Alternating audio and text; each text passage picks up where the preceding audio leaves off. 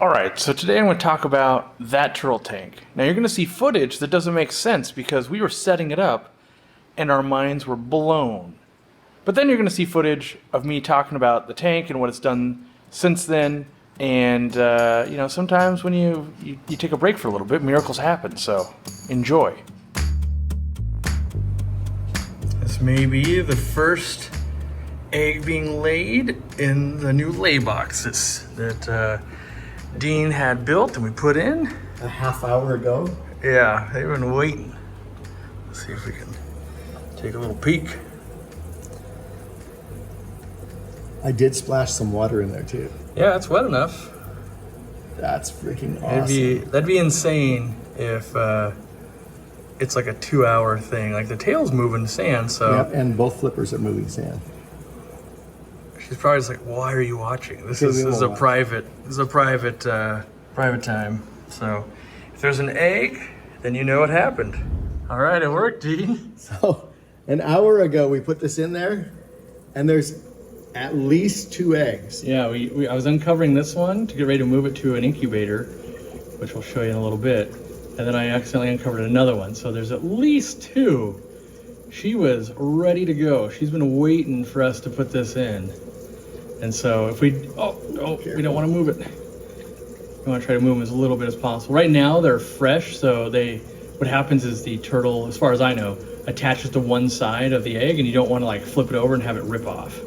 So we've got some time, but yeah, the odds of that is so crazy. Amazing. And so yeah, we'll set up an incubator, and then if we do it right, we'll have babies in like 3 months. It's a long haul, but it's pretty sweet. All right, so we're gonna transfer the eggs. We've got 2, and we're gonna dig around and see if there's any more.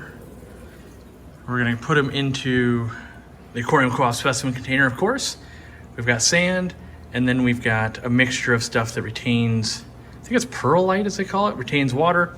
We have an egg incubator down here. In theory, if it's set to 31, 32, should be females that hatch out. I've never had success out of this thing yet. Why are you putting them in there, Cory? Because I didn't have basking area. They were always drowning before, so we want to test and see if this works. It should, because I did it much more ghetto in the past and it worked, and I had way too many. So the trick I gotta do is I gotta grab them, not too hard, and mostly keep them in the right orientation, and then put them right here. And I've dated them 3/16, March 16th. So that way I roughly know what week they should start hatching. We could maybe try to film it. So you just go and you grab one. Here, come on. There you go. Just like that. I'll tell you, it's much harder to do that through a camera screen than when no one's watching. So you just put it in like that. It's gotta stay nice and humid. Now we'll go for the second one, and then we'll look for maybe more. Some tricks that I don't do, but other breeders for snake eggs and reptiles, they will put a mark on the egg itself with the date or what side is up, but I don't do that. What I also like to do is I like to keep it kind of clear. I'll be able to see when the calcium band forms. Usually you got a lot better chance they're gonna hatch if this turns a nice white band, almost like a belt across it. In my experience from hatching, I think I've only ever hatched like, I don't know, 8, 10, something like that. So now we dig. And I think to the left.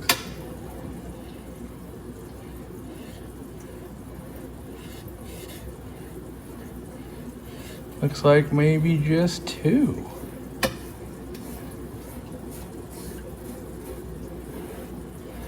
Yep, don't want to get too crazy, but I think it's just 2. And so now what I do is I reset it, because you want to know when they come and lay so I can come and get the eggs. Now, why would you get the eggs, Cory? Well, let's say she just laid the 2. If another turtle comes up here tonight or tomorrow and potentially digs and moves them, that might not be optimal. In the wild, they have infinite land to go lay and everything, and so that's not as much of a likelihood. The breeder I got him from over 10 years ago, what he would do is he would actually put pieces of like tinsel from a tree or from a Christmas tree right under the sand, and if any of them got up above, he knew they laid. But this guy was breeding like 50 different reptiles, and so I just have to, every day when I feed them, I'll look and be like, did they disturb the sand? And so yeah, now we just put these guys in the incubator. Hopefully we come back in about 3 months and we've got the cutest baby turtles anybody's ever seen, and we'll add them to the colony and keep doing our thing. So in they go, just like this.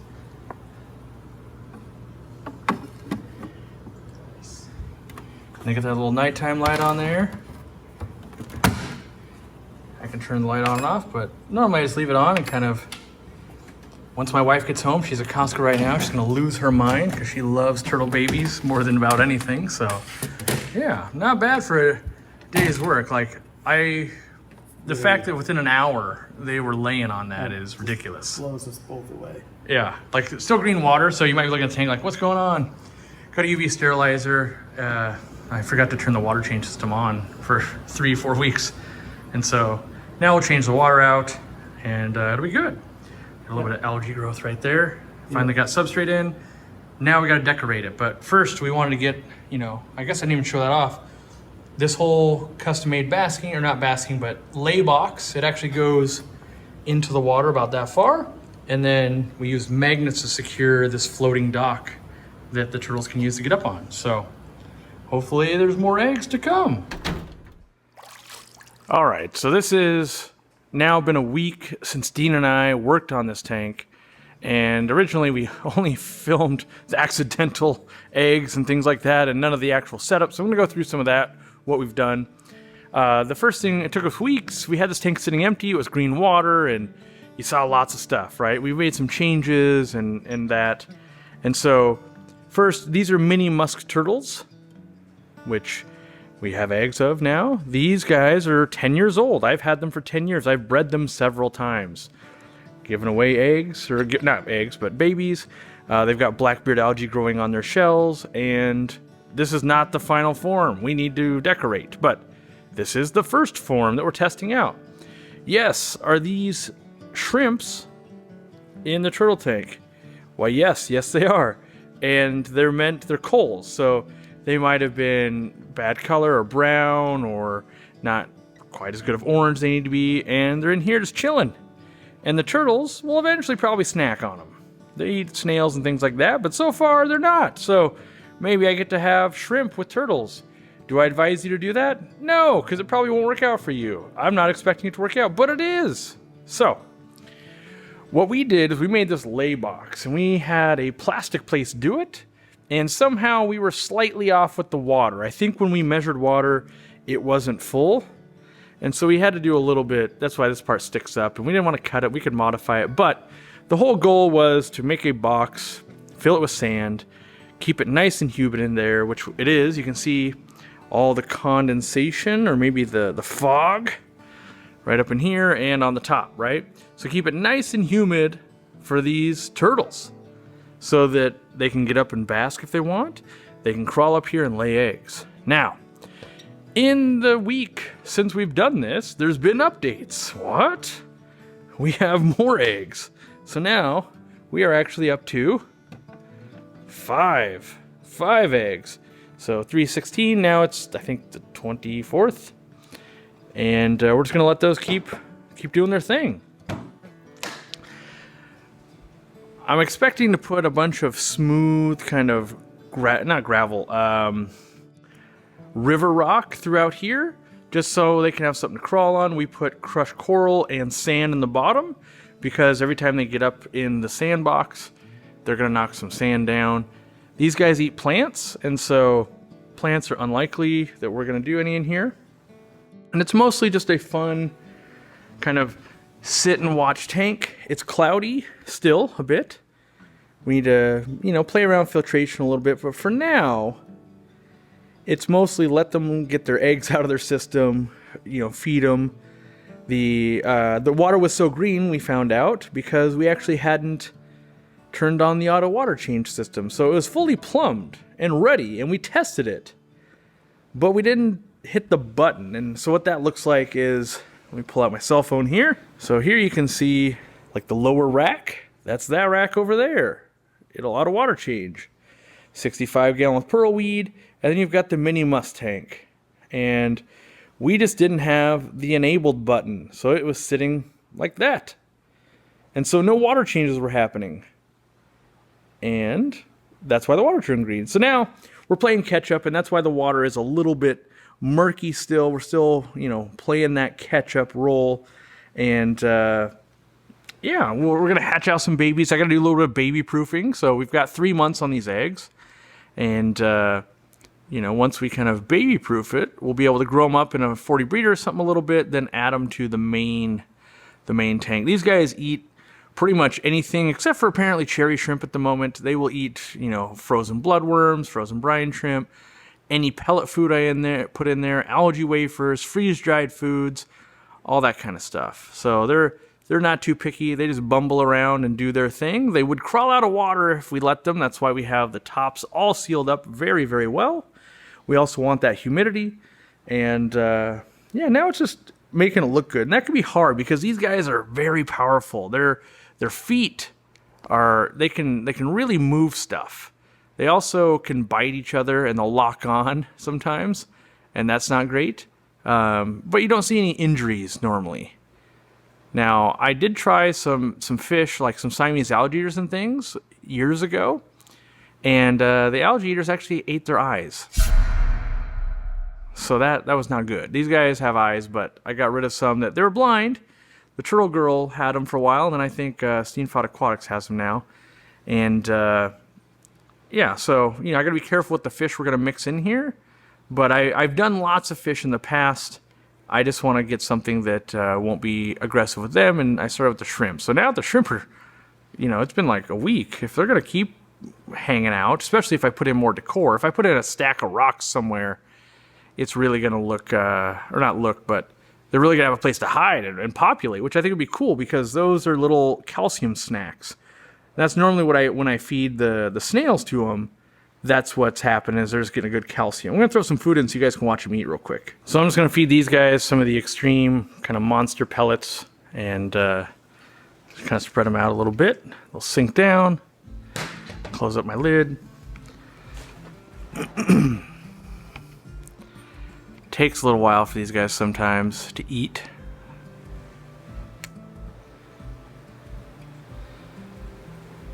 And their jaws are actually pretty powerful. Once they're going to soften up a little bit, you know, they're pretty crunchy when they hit the water. You can see that one's running away. He's like, I got mine. Well, now he's just eating it. But this one right here,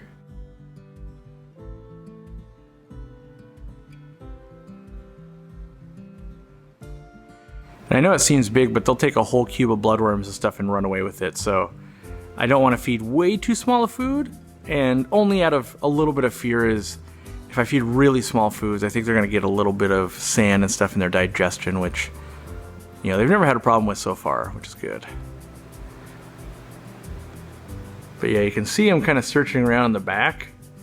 They're going, I smell the food. And they'll come up and probably grab some of these pellets here. Chomp. See that one? See, that's when they'll sometimes bite each other's legs and stuff. They're going after the same pellet, even though you put a bunch in. I spread them out. He or she will be fixated on that other one, even though there's 20 other pellets for him to go after. So, you know, you can see him down here working on them. They'll chomp through them, and they get a little aggressive during feeding time. That's why I feed so much and make sure that they're so afraid the other one's going to eat their food, and like you just watch them swallow that pellet. And you can see that in that process, turtles are very messy eaters. A lot of times they'll rip up the food and all that kind of stuff, and so it's you get a lot of this little particulate matter. He's going for pellet number 2. He'll put down, oh, too much. He'll put down several pellets, and yeah, here they come. So yeah, it can be brutal. Look, I gotta run. It's so funny that they'll chase the same pellet as opposed to all the. See, this one This guy's smart. He's like, all right, I got mine, I'm out. But yeah, so we'll get to enjoy some baby turtles. We'll increase the decoration, make it look a little better, and they could all go up for the floating ones right there. They're super easy. It's kind of fun to watch them eat floating food too, but they're on the prowl. All right, well, just wanted to finish the update with the turtle tank. It's not done, but you can see the steps that we're taking, and I think that's what happens a lot in people's aquariums is you don't get it all done in one day. It's not like YouTube videos where it's, you know, we're gonna use the power of editing and get it all done. Instead, it's an evolution, or at least my fish room is. I like to enjoy it and learn, and yeah, I just find it so funny that they're dogpiling instead of just getting the other pellets. Thanks for watching. We hope you enjoyed this video. To watch another one just like this, click here.